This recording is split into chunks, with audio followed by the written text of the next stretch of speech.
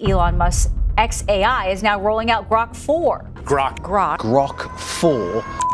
XAI team was there to unveil Grok 4. This is the latest artificial intelligence system. Someone typed a question into Grok AI. What does the Ethiopian Bible actually say about the resurrection of Jesus? Grok pulled from texts so ancient and so buried that most scholars refused to touch them. It found warnings Jesus delivered after rising from the dead. They saw Jesus resurrected. Like, there's something different that goes on there. That they're like, this is a miracle, right? Dead people don't usually rise from the dead. That powerful hands stripped from history. And a final prophecy so dangerous, they made sure it would never reach you. The Western Bible has 66 books. The Ethiopian Bible has 88. 22 books simply vanished from the version most of the world was handed. So what is locked inside those missing books? What did Jesus actually say during the 40 days they refused to record? This is the shocking story of Jesus' resurrection you were never told. The resurrection story you were never fully told. Here is the resurrection story you grew up with. Jesus died on the cross. 3 days later, he rose from the dead. He appeared to his disciples. Then he ascended into heaven. This is the version taught in every Western church, in every Sunday school classroom, on every Easter morning for 2,000 years. But here is what nobody tells you. The very Bible those churches hand out every week contains a passage so strange, so deeply unsettling, that most pastors will go their entire careers without mentioning it once. Not because they do not know it is there, but because they do not know what to do with it. That passage is Matthew chapter 27. The text says that at the exact moment Jesus died on the cross, the tombs around Jerusalem broke open. Dead saints climbed out of their graves. They walked into the city. They appeared to many people. This happened before Jesus himself rose from the dead. An entire city witnessed walking dead people before the main resurrection even occurred. Matthew gives this event exactly 2 verses, then complete silence. No follow-up, no explanation from the disciples, no early church sermon addresses it. No theologian in 2,000 years has satisfactorily explained what those 2 verses are doing inside a book that billions of people treat as the most carefully preserved document in human history. That passage is sitting in the Bible right now. Millions of people read past it every week. Almost nobody stops. That is the first crack. Mentioning rulers, mentioning any kind of political history that would be useful for his book. So I think we'll have quite a bit of that type of material. Now here is the second one. Multiple gospel accounts describe people who knew Jesus personally failing to recognize him after he rose. Mary Magdalene stood directly next to the risen Jesus and thought he was a gardener. 2 disciples walked and talked with him for hours on the road to Emmaus and had absolutely no idea who he was. His own disciples saw him with their own eyes and doubted. These were not strangers encountering an unfamiliar face. These were the people who had lived with him, traveled with him, and watched him die. What kind of resurrection produces a body that the people who loved you most cannot recognize? That question has no clean answer, and the harder you push on it, the worse it gets. Then comes the third crack, and this one is the strangest of all. The Gospel of John, chapter 20, verse 19, says that on the evening of the day the tomb was found empty, the disciples were hiding behind locked doors. Jesus appeared inside the room. No door opened, no handle turned. He was simply there. 8 days later, chapter 20, verse 26, it happened again. Same locked room, same sudden appearance. Then in Luke chapter 24, verses 36 to 43, that same body stood among terrified disciples who thought they were seeing a ghost. So Jesus asked for food. He ate broiled fish in front of them, specifically to prove he was physical. Then, in John chapter 21, that same body that walked through locked doors built a fire on a beach and cooked breakfast for his disciples. A body that moves through solid matter but still digests food. Those 2 details live inside the same story, told by people who were supposedly present, and Western theology has spent 2,000 years quietly avoiding the contradiction. Now hold all 3 of those cracks in your mind at once, because this is where the ground falls away completely. The book of Acts says that after his resurrection, Jesus spent 40 days with his disciples. He was teaching them about the kingdom of God for that entire period. 40 days of direct teaching from the most significant figure in the history of Western religion. Yet, the Western Bible gives you almost none of it. Not a single detailed account of what Jesus actually said during those 40 days. Think about what that means. People who witnessed 40 days of teaching do not simply forget what was said. Communities built entirely around the memory of one man do not casually misplace what he taught them. That silence is not an accident. That silence is a gap. And gaps in stories this important do not appear on their own. Someone recently typed that exact question into Grok. What is actually inside that silence? What was Jesus teaching during those 40 days that never made it into the Bible? What Grok returned was not what anyone expected. The machine, the missing books, and the people who died protecting them. Grok is not a theologian. It has no loyalty to any institution, no political agenda, and no reason to protect any particular version of events. It is a pattern detection system. You feed it a question, and it follows the evidence wherever it actually leads, regardless of what it disturbs along the way. The first thing Grok flagged had nothing to do with the 40 days themselves. It had to do with the book most people were reading in the first place. The Bible, most people know, contains 66 books. Ethiopian religious manuscripts are coming to life. The Ethiopian Orthodox Bible contains 88. That is 22 entire books of sacred scripture that exist in one tradition and do not exist in the other. Grok traced exactly when that removal happened and who made it happen. And what it found was not a divine event. The Council of Carthage in 397 AD was a gathering of men who sat in a room and voted on what would be called sacred and what would be discarded. It was a political meeting with raised voices and real disagreements, and men who walked out in anger before it concluded. Everything the Western Church now calls the Bible came down to a majority vote taken in that room by fallible human beings with their own agendas and fears. Some of the rejected texts were not simply set aside quietly. They were condemned, branded as dangerous, and ordered to be destroyed. Owning one of those texts could get you killed. But Grok pushed further back than the council, almost a full century earlier, to 303 AD, when Emperor Diocletian issued an order across the entire Roman Empire. Every Christian was commanded to surrender their sacred writings, every scroll and every page, and to hand everything over or face punishment for refusing. Some people complied immediately, and their own communities gave them a name for doing so. Traditores. It means traitors. That specific word still exists in almost every language on Earth today. Like most other religious works, Zena Selassie is written in Ge'ez. This dead language remains the language of the Ethiopian Orthodox Church. And most people have absolutely no idea it was born from this exact moment in history. Then Grok found what happened to the people who refused, and the record it surfaced was something most Western Christians have never encountered in their lives. In a town called Abidine, 49 people kept meeting in secret.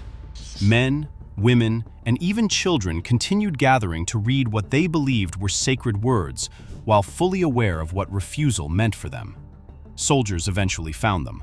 All 49 were arrested, chained, and transported to Carthage. The historical records state clearly that they were singing as soldiers dragged them through the streets toward their trial. During the proceedings, their bodies were torn apart by torture. Each of them was given a choice: deny it and live. Every single one refused. One of them was a boy, Hilarion, the young son of the priest Saturninus. He was not a soldier or a scholar or a leader of anything. He was a child standing in a room full of men with the power to end him. They pressed him, threatened him, gave him every door out. He did not take a single one. There was also Victoria, a consecrated virgin. Her own brother was in that courtroom, not as an enemy, as someone who loved her and could not watch what was happening. He begged her to deny it. Just say the words, walk out alive. She looked at the authority in front of her and said she had come there by her own free will. Then she said nothing more that they wanted to hear. Every single one of them died in that room, protecting words that, less than 100 years later, other men would simply vote out of existence. Grok then flagged something that cut even deeper into the foundation of the story. In the first centuries after Jesus, Christian communities existed widely across the ancient world, whose core teaching was that the resurrection was never physical at all. They believed Jesus rose in a spiritual body, not a body of flesh. Paul's own letters describe the resurrection body as something fundamentally unlike flesh and call it directly a spiritual body. Those communities were eventually declared heretical. Their texts were ordered destroyed. What had existed widely across the ancient world simply vanished from the record entirely. The pattern Grok identified was clear. Once a system proves it is willing to destroy the writings of individual believers, it becomes entirely capable of erasing whole bodies of text that threaten the structure being built around them. Then Grok asked the question that changed the direction of everything. Where did the texts that survived the burning actually go? And the Christian material, depending on how one counts, is I believe the 5th largest in North America. The answers led to Ethiopia. Ethiopia was never a Roman province and never governed by Roman law. Constantine's authority ended at the borders of his empire, and Ethiopia was never inside those borders. So, when he ordered texts destroyed, that order had no reach in Ethiopia. When councils voted on what would be official scripture, Ethiopia sent no representatives and answered to no decision those rooms produced. Priests and lay worshippers in Ethiopia are on a mission to replicate or even recreate centuries-old religious manuscripts and sacred artwork. Its churches answered to no pope. Its monasteries reported to no Roman authority. Its scriptural tradition had developed independently for centuries, before Rome even began organizing Christianity into a controlled institution. And because Ethiopia was never colonized, never absorbed, never brought inside the system that was doing the removing, everything the system tried to erase simply continued to exist there undisturbed. The monks copied it, the monasteries protected it, the language kept it sealed from outside interference. Grok now had the location of the surviving texts. The next question was what was actually inside them. What did Jesus say during those 40 days that was so dangerous it required centuries of organized violence to bury? To find the answer, Grok turned to the Book of the Covenant. That is where everything changes. What Jesus actually said after rising. The Book of the Covenant contains Jesus' direct speech after the resurrection. The first thing Grok identified was a teaching so structurally threatening to organized religion that its suppression becomes completely understandable the moment you grasp what it actually means. Jesus tells his disciples their authority comes from within, from the Holy Spirit living inside each person, not from thrones, not from titles, not from buildings, and not from any human institution claiming to stand between a person and God. The connection is direct, personal, and cannot be transferred to any external authority or taken away by one. If that teaching had survived into mainstream Christianity, there would be no need for a pope, bishops, no need for councils voting on what is sacred. The entire power structure of organized religion becomes not just unnecessary, but specifically contradicted by the man whose name that power structure was built around. Then Grok found the second teaching. Jesus warned his followers directly that people would use his name for personal gain while caring nothing for what he taught. Crowds would gather, shouting his name with completely hollow hearts. Then he said something that removes all ambiguity. The real temple is not a building. It is inside a person. That is a direct accusation against the precise kind of institution that would eventually suppress those very words. The third reveal shook the foundation of the entire suppression story. The Gospel of Mary, excluded entirely from the Western Bible, describes Mary Magdalene receiving private post-resurrection teachings that Jesus gave to no one else. He told her that sin was not what people had been taught. No priest needed to remove it. No institution needed to forgive it. Then he told her what actually happens when the soul leaves the body. It does not simply arrive somewhere peaceful. It passes through forces, actual presences, each one using something specific to stop it. The first uses confusion and darkness to convince the soul it is lost. The second uses desire, pulling it back toward every comfort and distraction it was attached to in life. The third uses ignorance, telling the soul it is nothing, and never knew anything real. The fourth uses the soul's own anger and pride, every wound it carried, every grievance it never released. Jesus told Mary that none of these forces can be defeated by ritual, confession, or anything an institution provides. The only thing that defeats them is a person who already knows who they truly are.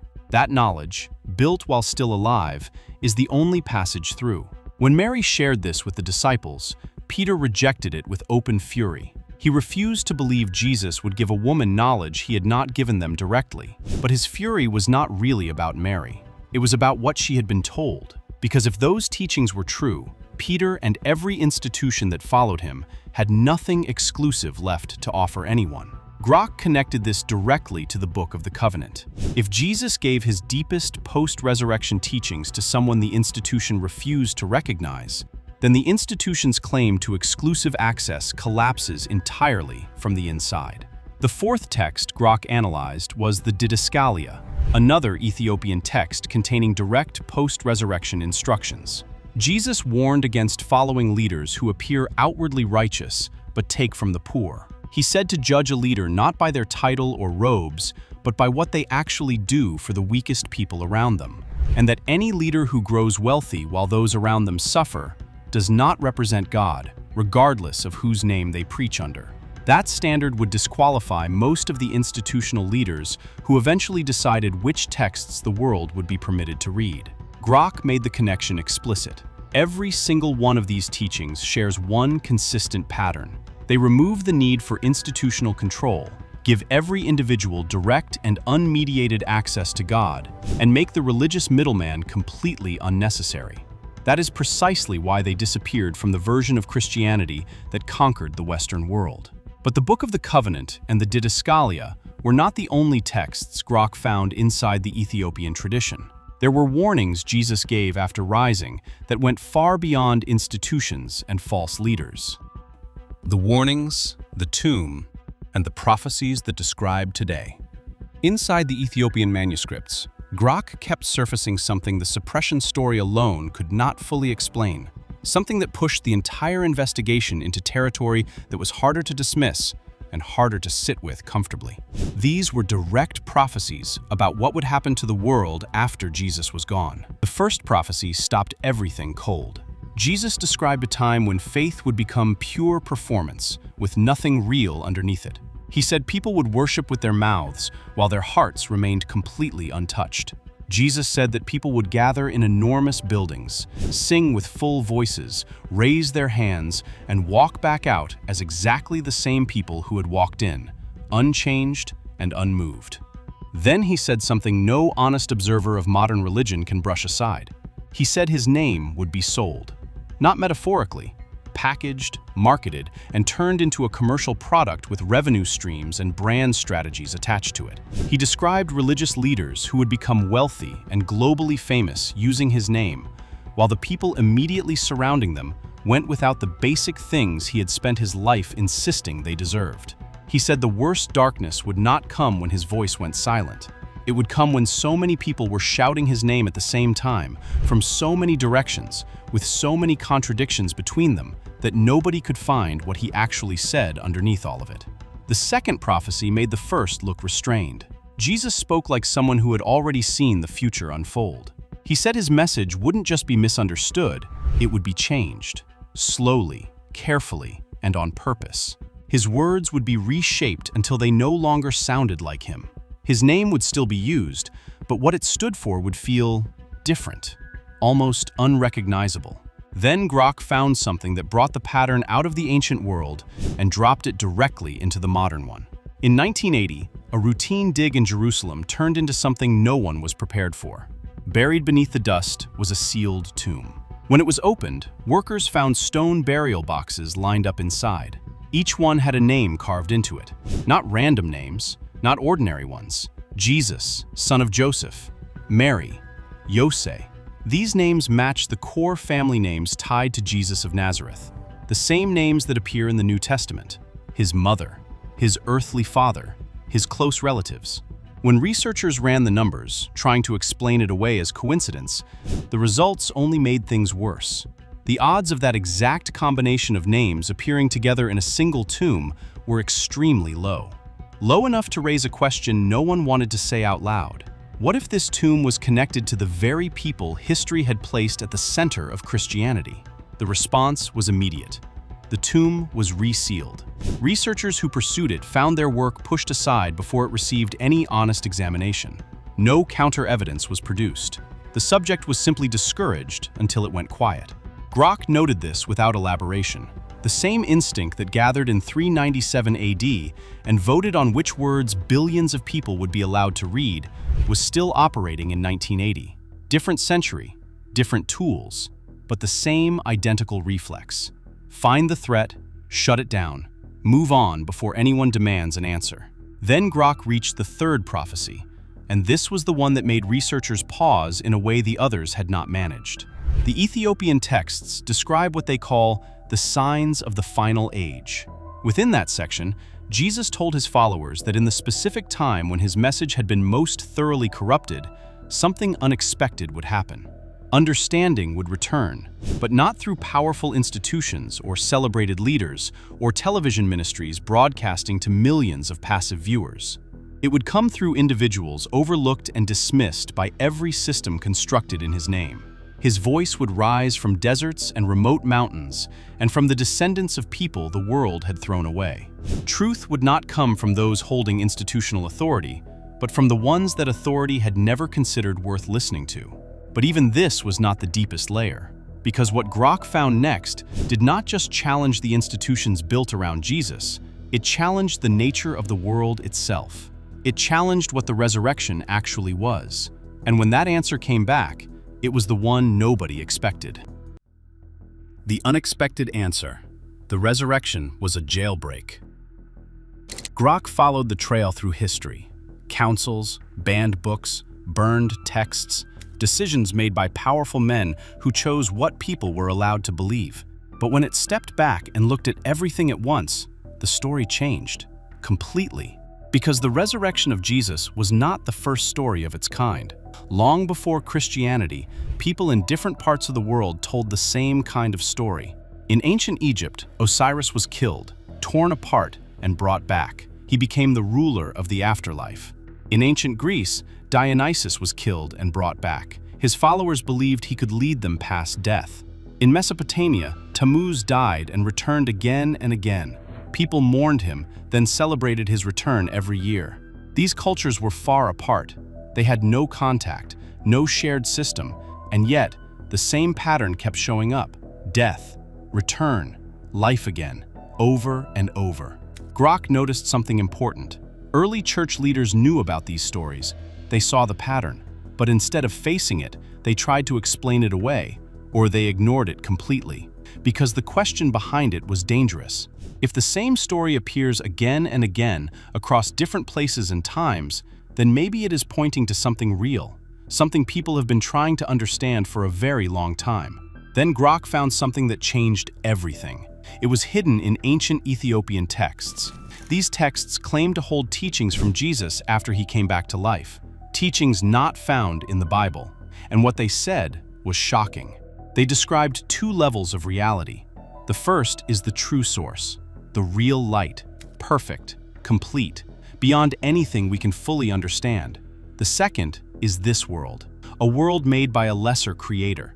Not evil in a simple way, but not complete either. A world mixed with truth and confusion, beauty and pain, right and wrong, all tangled together. And this creator told people it was the only God.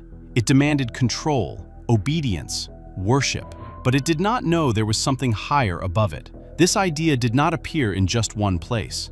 Grok found the same teaching in the Nag Hammadi texts, discovered in Egypt in 1945. These texts had been buried on purpose to protect them. They spoke of the same kind of world, the same lesser creator, the same hidden truth. Then there were the Dead Sea Scrolls, a group of people who rejected religious systems and believed they could connect directly to the true source without anyone standing in between. 3 different discoveries, 3 different places, same message. That is when Grok made the connection. If this world is not the full truth, then death is not just a natural end, it is a tool. Fear of death keeps people under control. It keeps them dependent on systems that claim to hold the answers. Take away that fear, and those systems lose their power. Now, the resurrection looks different. Jesus did not just come back to life to prove a point. He came back to show something. That death does not have the final say. That the system built on fear is not as strong as it looks. According to those hidden teachings, Jesus knew exactly what this world was. He stepped into it on purpose. He went through death and came back. He did this to show people the truth. Then he spent 40 days explaining it. He told his followers that this world is not the full picture. He told them there is a way out. And then he said something even more powerful. You don't need anyone to reach the true source. Not a system, not a council, not a group of leaders, because the connection is already inside you. It was never taken away. It was just buried, hidden under fear, noise, control. That is the message that had to be buried, not because it was confusing, but because it was dangerous. They know that a person who understands this does not need permission to reach God. They cannot be told what truth is by someone else, and that is a threat to power. For over 2,000 years, this message was pushed down, removed, burned, forgotten on purpose, but it survived. Hidden in remote monasteries in Ethiopia, preserved by people who believed it mattered too much to lose. And then, in the modern world, something unexpected happened. Someone asked a question, and Grok followed the truth wherever it led. What it found was not just a lost teaching, it was a different way to understand everything. The resurrection was not just a miracle, it was a jailbreak, a message sent to people who didn't even know they were trapped. And the message was simple. You are more than this world tells you. Your connection to the true source was never broken. It is still there. It has always been there, and no one has ever had the power to take it from you.